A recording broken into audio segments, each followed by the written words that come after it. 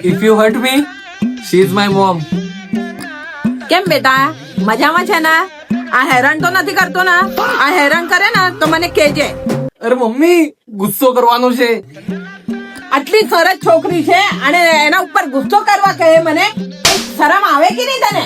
હા, એટલી રૂપાળી છે, કેટલી શાંત છે, કેટલી સાંભળી લે એ. હા એ તો છે. તારી જ કઈ ભૂલ હશે ને એના ઉપર તું એ કરે? તને જ સીધો કરવા જોઈએ.